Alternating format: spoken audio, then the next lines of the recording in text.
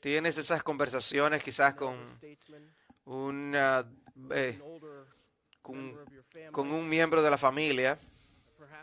Quizás sabes que se acerca el último momento de su vida y te ves a ti mismo escuchándoles y tú te inclinas, quieres captar el timbre de la voz.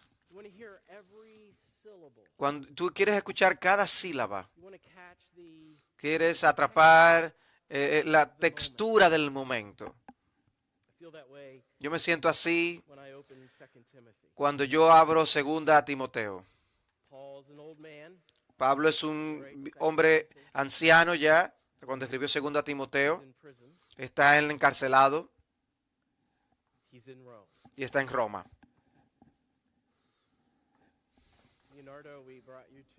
Leonardo, te trajimos a Orlando en marzo. Los inviernos son difíciles, no son tan difíciles en Italia, pero son peores que en Orlando. Pablo está en prisión, quizás está en un lugar bien húmedo, incómodo, y pide algo que le cubra, un manto. Tiene un sentido de urgencia. Al final del libro dice, ya yo estoy listo, preparado para el último sacrificio. Toda su vida ha sido derramada como una libación, como un sacrificio para Dios. Y ahora está listo en ese sentido para hacer su último sacrificio. Y así tenemos aquí las últimas palabras del maestro Pablo, específicamente a su discípulo Timoteo. Es un lugar adecuado para pensar, como dice mi tema, el discipulado, la reforma del discipulado. Los reformadores trataban muchas cosas, pero si había algo en lo que ellos querían, era el discipulado. Se nos olvida eso muchas veces con respecto a los reformadores. Queremos enfatizar su valentía y con razón. Pero a veces vemos eso como personajes aislados y no vemos a todo el equipo que está alrededor de estas figuras y cómo ellos significativamente invirtieron en la próxima generación, en lo que vendrían. Así que Lutero tenía su Melanchthon, Calvino tenía su Besa, y así Pablo tenía su Timoteo. Quiero llamar vuestra atención a dos versículos en particular.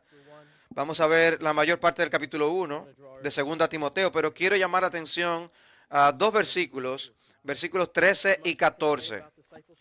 Con lo que podemos decir de discipulado, podemos hablar de obediencia, de las obligaciones éticas, podemos hablar de fe y esperanza, y el mayor de esto es el amor. Pablo en estos versículos quiere llamar vuestra atención a la doctrina. Así que hablaremos de doctrina en esta reforma del discipulado. Versículos 13 y 14.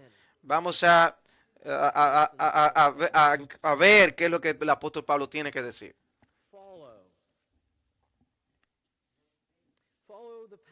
Retén la norma de las palabras sanas que has oído de mí, en la fe y el amor en Cristo Jesús. Guarda mediante el Espíritu Santo que habita en nosotros el tesoro que te ha sido encomendado. Vamos a orar. Nuestro Padre y Dios, pedimos tu bendición sobre nosotros. Estamos agradecidos por tu obra hasta aquí en esta conferencia. Estamos agradecidos por la forma como obras, como hablas claramente, tan poderosamente. Y pedimos que una vez más nos des tu bendición al mirar tu palabra, que nos des ojos para ver y oídos para oír y corazones receptivos a eso que nos enseñarás. que no nos desviemos de las palabras de este libro, que tú y en tu gracia nos mantengas cerca. Te pedimos estas cosas en el nombre de Cristo. Amén. Hay un mandamiento aquí, es muy sencillo. Retén o sigue. Se repite en el versículo 14, dice, guarda. Sigue y guarda. Pablo, he sido entrenado en el Antiguo Testamento. Tenemos esa gran expresión poética del paralelismo hebreo. Para decirlo una vez está bien. ¿Por qué no decirlo dos veces? Eso es aún mejor. Así que encontramos este paralelismo usado consistentemente en Pablo. Por eso lo encontramos aquí. Son paralelos, versículos 13 y 14. Ahí está el mandamiento. Sigue o retén las palabras, en la norma de las palabras. Pero no solo cualquier palabra, las palabras sanas. Y estas fueron las palabras que tú escuchaste de mí. Luego repite esto en el versículo 14. Guarda. La expresión latina aquí es custodi. Es ser un custodio, un guardia. ¿Y para cuidar qué? El depósito. Como palabras en el versículo 13, es el depósito en el versículo 14. No cualquier depósito.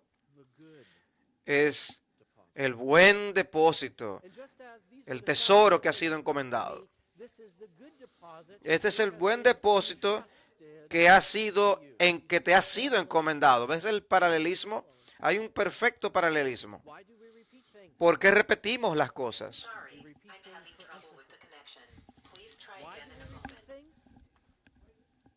¿Por qué repetimos cosas? Ustedes son rápidos para una mañana temprano un sábado.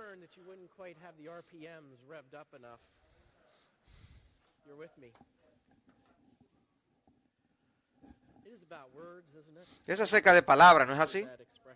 ¿Has oído esa expresión? Yo amo el evangelicalismo americano. Tú hablas lo que hablas y dices lo que dices. Es importante cómo tú dices lo que dices. Las palabras importan. Y no solo palabras, sino palabras sanas. Esta es una de mis palabras favoritas en griego. Sana. Viene directamente al inglés como higiénico. Pablo es un clásico germofóbico.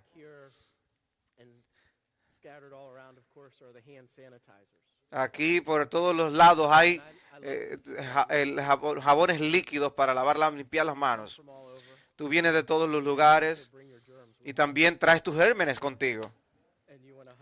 Y tú me quieres abrazar, quieres darme la mano y quieres dejar un buen depósito.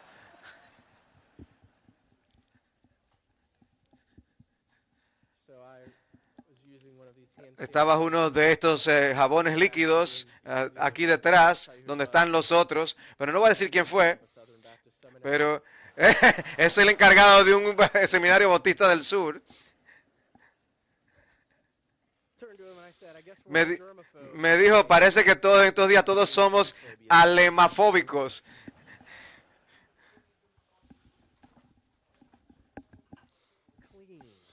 Limpio. Saludable, libre. ¿Libre de qué?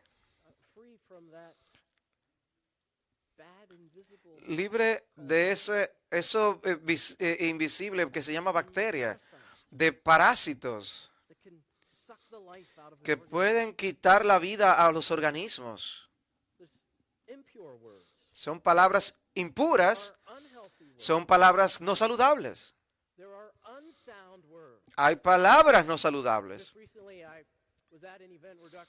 Estuve en un evento donde hablaba el doctor Sproul y estaba al inicio del evento y había otro que estaba al final y su sermón dio una charla de seminario como solo el doctor Sproul puede hacer sobre sola escritura y terminó inspirando con la declaración inspiradora de que la iglesia solo debe proclamar la palabra de Dios y no hacer otra cosa. Y al final de este evento, otro charlista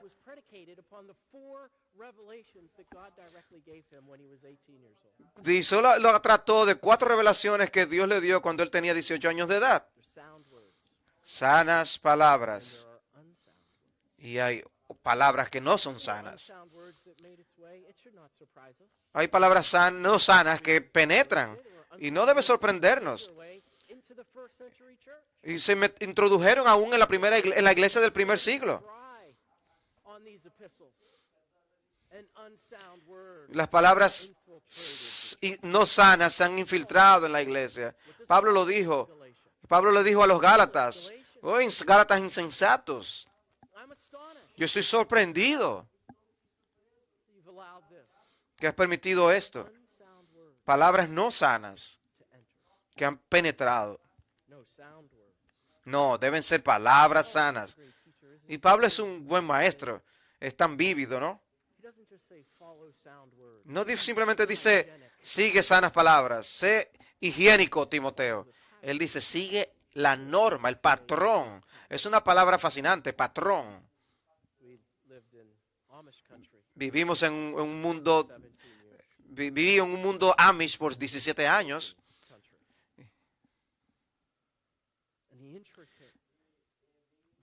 Y el diseño tan intricado y el cuidado y la diligencia. Y hay patrones. Yo no entendía lo que era, pero se pueden identificar esos patrones que dan formas a diferentes asuntos. Y ellos seguían ese patrón. La palabra griega es una gran palabra. Ya que están conmigo, yo puedo darle esto. Ya ustedes están preparados en un sábado en la mañana. Hupo, tupo. No olviden eso. Tupo es sobre algo que es un tipo. Eso, ¿recuerdan aquellas máquinas de escribir tipográficas? Dejan una impresión exacta cuando la máquina le da al papel. Este es el modelo de Gutenberg, donde alguien con habilidad podía tallar las letras y el impresor organizaba los tipos y la prensa se preparaba para que entonces la tinta que estaba en los tipos se le ponía el papel encima, la prensa se le daba y dejaba una impresión exacta sobre el papel de esos tipos. De tipo, tenemos esto, sabemos lo que significa. Hupo, tupo. Es así como los jóvenes eruditos aprenden a escribir. Simplemente van escribiendo sobre la línea en una página. Y el alumno, el escúpula, viene y toma la tinta y la pluma y sigue el patrón. Y bajo la línea que fue escrita, el discípulo imitaría y copiaría y aprendería, seguiría el patrón.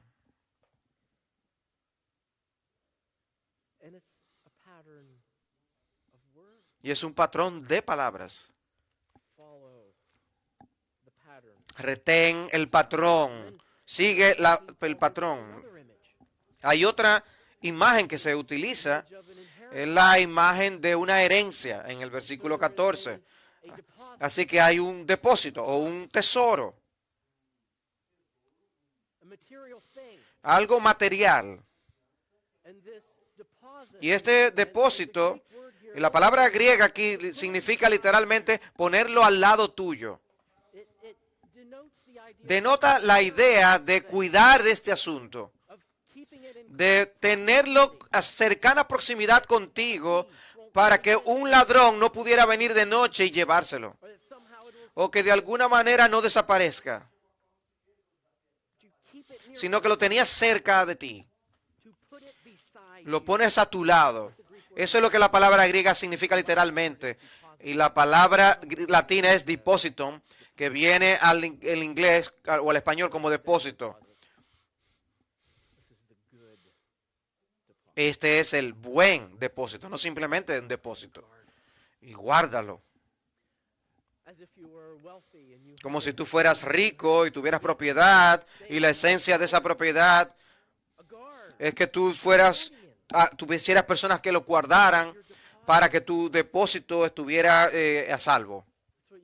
Eso es lo que tú eres, Timoteo. Eres un guardián. Un guarda del buen depósito.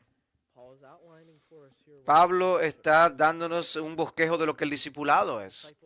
El discipulado es seguir. El discipulado es guardar. Y no está en ser innovadores. Calvino dice, cuando Pablo le dice a Timoteo que guarde este patrón de sanas palabras, le está diciendo, no simplemente te aferres a los pincelazos de mi ministerio. Pablo habla de Jesús, yo hablo de Jesús. Pablo habla de salvación. No, no es eso. Eso es lo que dice Calvino. La forma misma de expresión. No te desvíes. Ni siquiera una iota. No simplemente en los pincelazos. La forma misma de expresión. No te desvíes de ella. Sigue ese pincelazo, esa marca de estilo del maestro, e imita lo que ha sido escrito. Esa fue la encomienda que se le dio a Timoteo. Es un trabajo, una palabra dura para un joven así. Está en un ambiente retante para él. Tiene retos de fuera. Es una cultura romana. Todo estaba opuesto a la doctrina bíblica y a la ética bíblica. Esto es una iglesia que es susceptible al sincretismo, susceptible al error. Están los retos de la edad misma de Timoteo. Los retos de el que Timoteo tuviera que aprender a comunicar y ser más articulado en una cultura donde la retórica era todo. Y no nos olvidemos del hecho de que Timoteo está siguiendo a Pablo. Bajo cualquier estimación, Pablo, un genio. Y luego, no se usaba la expresión 24/7 allí en el primer siglo, diríamos 24/6, porque el doctor Goffrey debe estar por ahí recordándonos acerca del día de reposo. Pero Pablo era un hombre 24/6, motivado, impulsado, ingenioso. Era mucha presión para Timoteo. Y Pablo le dice, esto te ha sido encargado. No simplemente toma esto. Yo tengo esto. Es precioso. Es invaluable. Es inestimable en valor. Y yo te lo estoy dando. Y ahora tú toma esto y imítalo y guárdalo. No simplemente manda. Él también lo demuestra. ¿Cómo son esas palabras sanas? El contenido hay contenido para estas palabras sanas, contenido para nuestra fe. Sí, de hecho, en los versículos anteriores, si vemos los versículos 8 al 12, vemos siempre el contenido. Pablo dice en el versículo 8, por tanto, no te avergüences del testimonio de nuestro Señor. Eso es contenido. Testimonio del Señor, ni de mí, prisionero suyo. La ocasión es que Pablo está preso en Roma. Dice, participa conmigo en las aflicciones, y volvemos a esto. Cada vez que Jesús habla de discipulado, habla de sufrimiento, ¿no es así? Dice, participa conmigo en las aflicciones por el Evangelio. Ese es el contenido, el Evangelio. El Evangelio, el Evangelio, el Evangelio. Timoteo, ¿cuántas veces te he dicho el Evangelio? Déjame decírtelo una vez más. Versículo 9. Este es el Evangelio. Dios nos ha salvado. Dios nos ha salvado. Yo escuché esto recientemente. Jesús murió en la cruz. Y se dice, es dicho por él, consumado es. Jesús dijo, el trabajo está terminado. Pero si no hacemos nuestra parte, todo lo que hizo Jesús es inútil. Ese no es el Evangelio. Son palabras no sanas. Dios nos ha salvado.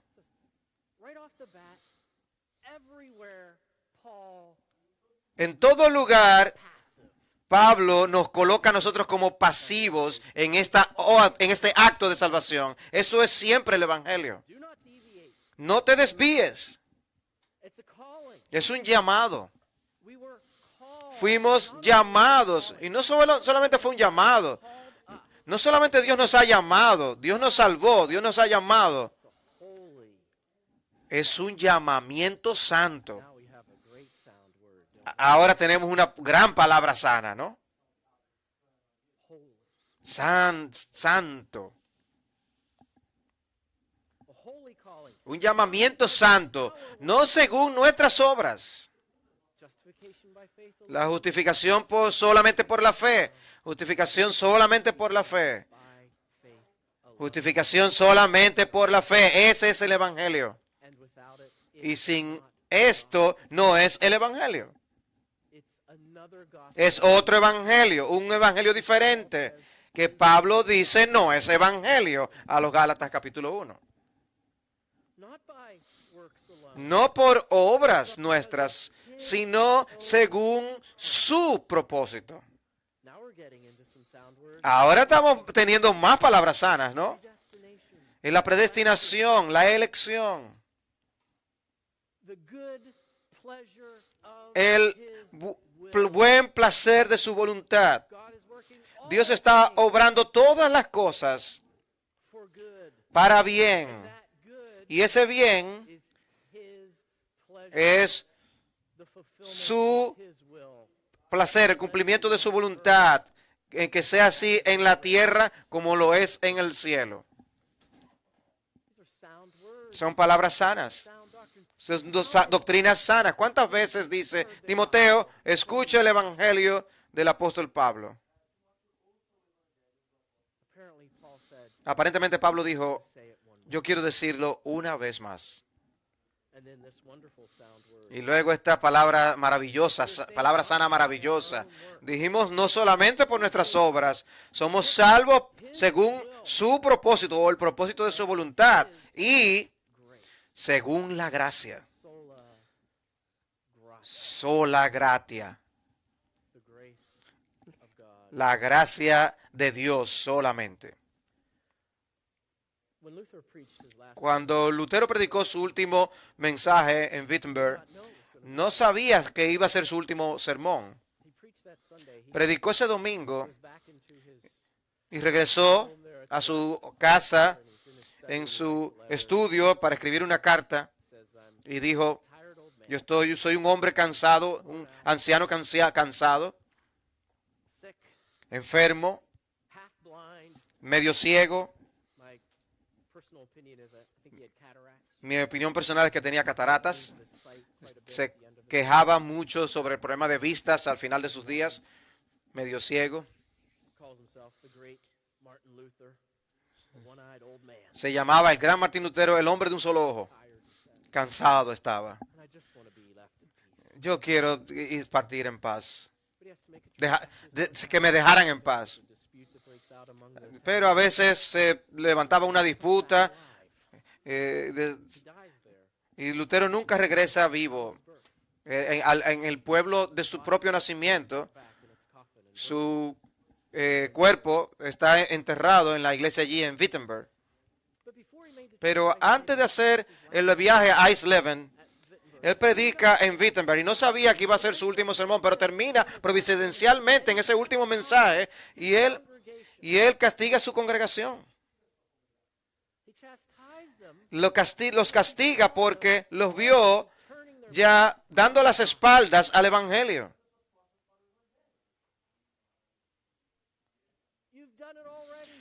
Ya lo hicieron, les dice. Están con Acán.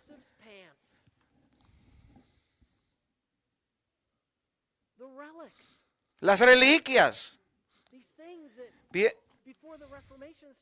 Viéndolo, tratando de encontrar la ropa de José.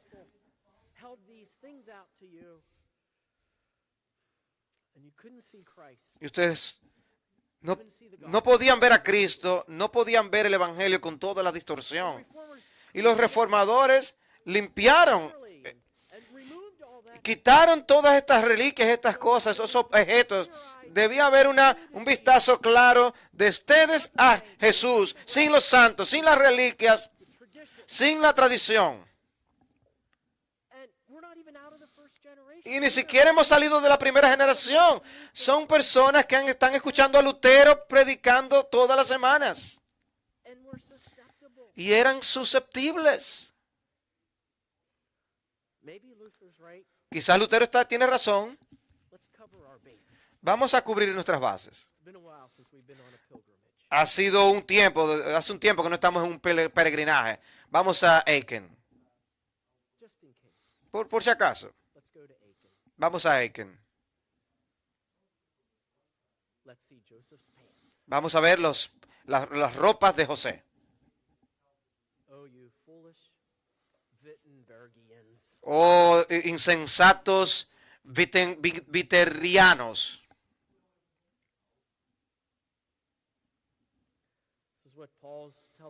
Eso es lo que Pablo le está diciendo a Timoteo. Retén, aférrate a estas palabras sanas. Hay un contenido para la fe. ¿Por qué hablamos de las olas? Porque ese es el contenido de la fe. ¿Por qué hablamos de los padres de la iglesia y el credo niceno y el credo de Calcedonia? Porque es el contenido de la fe. ¿Por qué hablamos de los reformadores y las confesiones y los catecismos? Porque ese es el contenido de nuestra fe. Es todo el consejo de Dios. Esto es lo que se nos ha encomendado. Este es el buen depósito. Y nosotros somos tan susceptibles al error. Tan susceptibles para apartarnos. Si le pasó a la congregación de Pablo, si le pasó a la congregación de Lutero, ¿por qué nosotros pensamos que somos inmunes? ¿Por qué pensamos, tenemos esto cubierto? Vamos a seguir ahora. No, Timoteo. Yo he escrito esto claramente, tan claramente como puedo. Y lo he escrito muchas veces.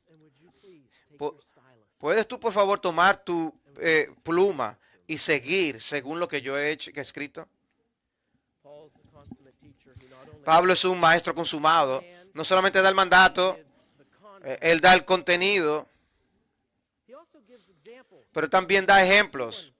Vamos a ver uno en versículo 15. Están Figelo y Hermógenes, estos que están en Asia, que me han vuelto la espalda. Aparentemente Timoteo los conocía, ya sea por reputación o lo habían reunido con ellos. Eran conocidos en la iglesia. Y Pablo menciona estos dos nombres, habían más. Es un ejemplo vívido de aquellos que no siguieron el patrón, que no se aferraron al depósito. La confianza de Pablo en cosas mejores. Da ejemplos positivos en el capítulo 2, versículo 2. Dice en el versículo 1, tú pues, hijo mío, fortalécete en la gracia que hay en Cristo Jesús.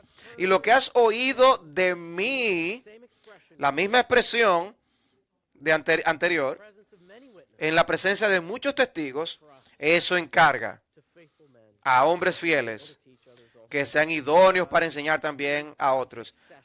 Este es el plan de sucesión de Pablo, de Dios. El plan de sucesión de Dios es que hay un tema de agenda, tiene un criterio, fidelidad. No dudes, no seas innovador, no pienses que de alguna manera en esta generación nosotros sabemos mejor las cosas. Fieles, hombres fieles. Fidelidad. Ese es el secreto para la verdad de Dios, para la sucesión de la verdad. Y lo dice se lo dice a Timoteo. Y lo vemos en la historia de la iglesia. La fidelidad. No solo hay un mandamiento, no solamente hay un contenido, no solamente hay un ejemplo negativo y un ejemplo positivo. Hay algo más aquí. De hecho, si viéramos lo que Jesús tiene que decir sobre el discipulado, vimos esta palabra por doquier. Es la palabra costo. Yo no puedo ser Steve Lawson esta mañana. Yo puedo poner ejemplos. Puedo hablar pero yo sé que Steve Lawson hubiera hecho esto, hubiera dado unos ejemplos que como solo puede hacer. ¿Ven lo que Pablo dice aquí? Lo dice 2 veces. Al principio del capítulo, en el capítulo 1 le dice: no se avergüence ni de mí, prisionero suyo. Sufre. Comparte el sufrimiento. No compartas su sufrimiento porque tú eres alguien que está haciendo lo incorrecto, sino por el Evangelio. Sufre por el Evangelio. El Evangelio es la ofensa. Y Pablo quiere ser alguien que sea aceptado por otros, pero nunca con el costo del mensaje. La ofensa debe ser claramente el Evangelio y la razón del sufrimiento. La fidelidad al Evangelio significa sufrimiento de algún tipo.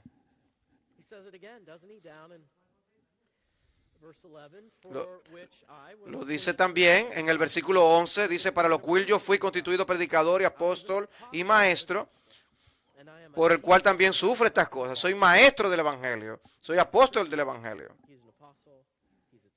Y es un predicador, un apóstol y un maestro. Y luego el versículo 12 dice: por esta razón es que yo sufro. El verdadero discipulado tiene un costo. Lo vemos culturalmente ahora. Si ven el evangelicalismo de América de los 80s y 90s, si se podían sentar en las mesas de los estudiantes universitarios, de los estudiantes cool o de los que estaban retrasados. Yo estaba siempre en la mesa de los retrasados.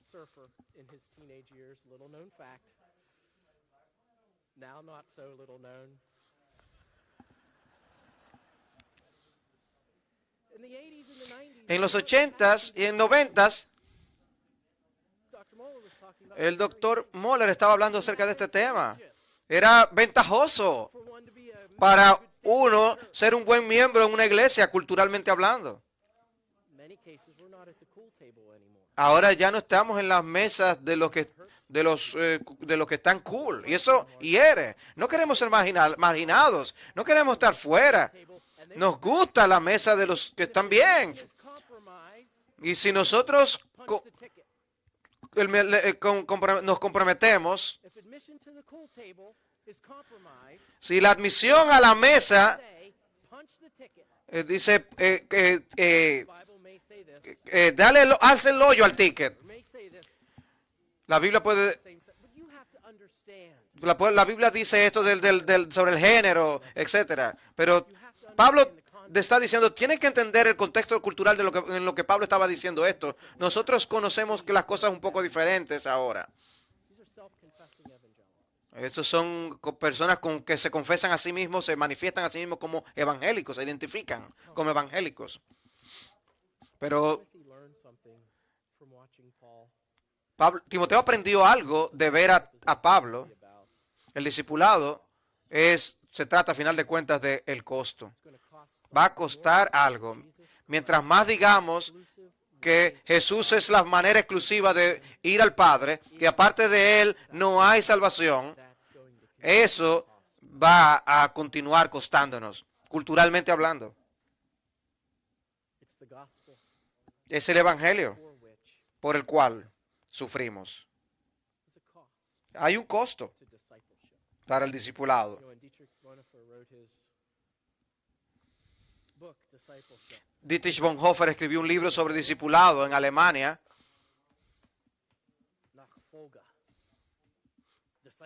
Discipulado.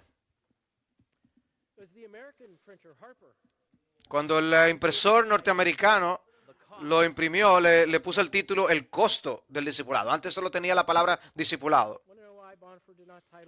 ¿Por qué Bonhoeffer no lo llamó el costo del discipulado? Porque no había ni que decirlo. Era una redundancia. Añadir el costo de, sálvate, ahórrate esas tres palabras. No puedes percibir otro discipulado, concebir otro discipulado. Por lo que Cristo dijo, lo que Pablo dijo, no todos los sufrimientos son iguales. No todos los sufrimientos son físicos, no todos los sufrimientos ni siquiera son políticos. Algunos de ustedes, muchos de ustedes, imagino, sufren la alineación de la familia al venir a Cristo. Y eso es un sufrimiento real. Es un costo real. Con uno de ustedes que hablé, que está ministrando en otros países, en otro país, donde hay grandes riesgos de ser marcado. Y hay penalidades y censuras. Eso es un costo real. No todo sufrimiento es igual, pero para permanecer fieles al Evangelio, si eres discípulo, debes estar preparado. Habrá un costo. Tenemos el mandato, tenemos el contenido, tenemos los ejemplos, tenemos el costo. El último elemento del discipulado es sencillamente esta palabra, convicción. Al ver a los reformadores, yo creo que, ¿qué es lo que nos atrae? ¿Por qué estamos hablando de la reforma? ¿Por qué es que 500 años después, este momento, estas personas significan tanto para nosotros? Y ciertamente tiene que ver con contenido. Por favor, escuche, es sola escritura. Es la autoridad de la palabra de Dios. Podemos ahorrarnos todo lo que dijo Lutero e ir a la palabra. Nunca es un lujo. Nunca vamos a tratar esto, vamos a probar esto, esta técnica, vamos a hacer aquello otro para ser atractivo. Sí, mientras tanto, ¿dónde está la palabra? La desaparición de la palabra. Invitado a predicar. Una vez fue invitado a predicar, el sermón era 11 minutos.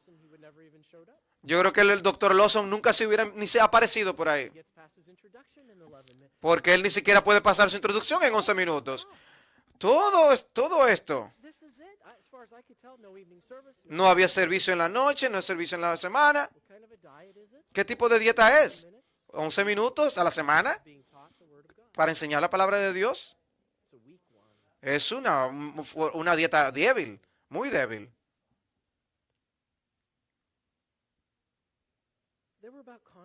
Ellos le daban importancia al contenido. El contenido era sola escritura y asumamos que eso siempre estaba en su justo lugar. Necesitamos que los reformadores de toda generación y la iglesia de toda generación, que seamos recordados de que sepamos que no debemos pensar que sabemos más de lo que dice esta palabra. O que si predicamos la palabra no es suficiente, que tenemos que ser más atractivos de alguna forma. Es la palabra de Dios solamente. Sola escritura. Y ese es el evangelio. ¿Es justificación por la fe sola, por fe sola, en Cristo solamente? ¿No está todo eso diciendo lo mismo? El evangelio. Este es el evangelio. Los reformadores siempre tenían que ver con el contenido. Y había dos piezas de contenido que son pilares para la iglesia. La palabra de Dios y proclamar la palabra de Dios y claramente de una forma que atrae. Pero hay un tercer elemento de los reformadores y creo que es por esto que los amamos tanto. Ellos tenían valentía. No solamente les proclamaban sola escritura y sola fide, lo hacían con confianza, lo hacían con coraje y lo hacían con valentía. Esto es contramundum, en contra del mundo. Esto es Lutero, en la dieta de Worms, contra un imperio y la iglesia.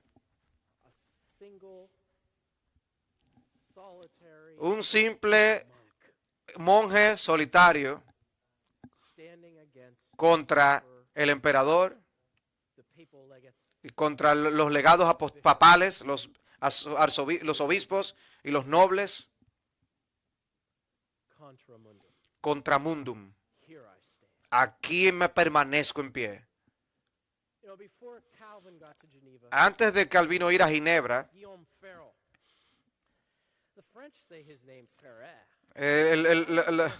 los franceses le decían Faré, Guillermo Farel. Vamos a llamarlo Guillermo. Viene a la ciudad de Ginebra, predica el evangelio y lo botan. Vuelve otra vez a la ciudad de Ginebra, predica el evangelio y lo golpean y los botan. 4 veces. 4 veces. 4 veces sucedió. Eso es valentía. Eso es confianza. Lo que dice Lutero en Castillo Fuerte, nuestra fe, nosotros no podemos confiar en nuestra propia fuerza. ¿Han pensado en esto? Lutero estaba pensando en términos de salvación, méritos, obras, nuestra propia capacidad. Si ponemos nuestra confianza en esto, nuestra lucha está perdida.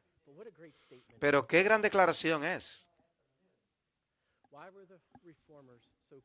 ¿Por qué fueron tan valientes y tenían tanto coraje? Porque no tenían confianza en sus propias habilidades, fuerzas, no tenían confianza en sus técnicas, no tenían confianza en su retórica, no tenían confianza en sus habilidades, ni para unir 2 oraciones siquiera. Tenían confianza en una palabra. Y esa palabra, que es por encima de todos los poderes de la tierra.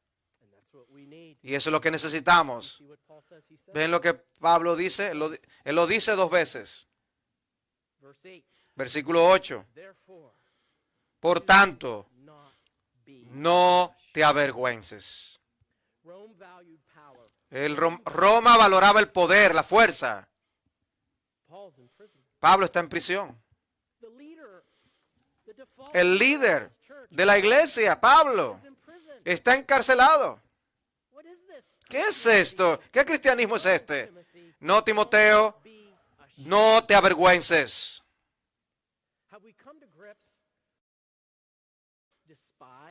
¿Hemos nosotros entendido realmente cuánto nosotros cuánto el evangelio es menospreciado?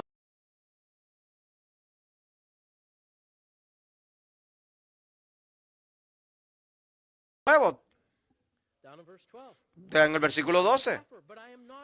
Dice, también sufro por estas cosas, pero no me avergüenzo. ¿Por qué no?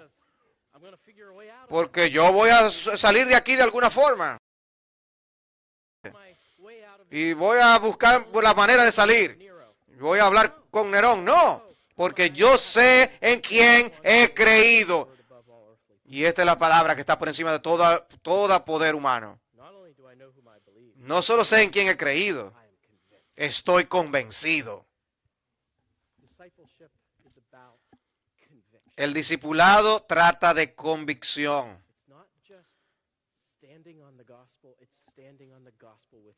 No solamente es estar parado sobre el Evangelio, es estar parado con convencimiento, con convicción.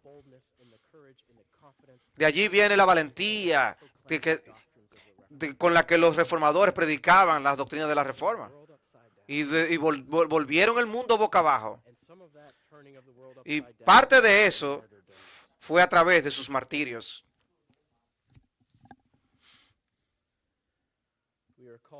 Somos llamados a seguir el patrón.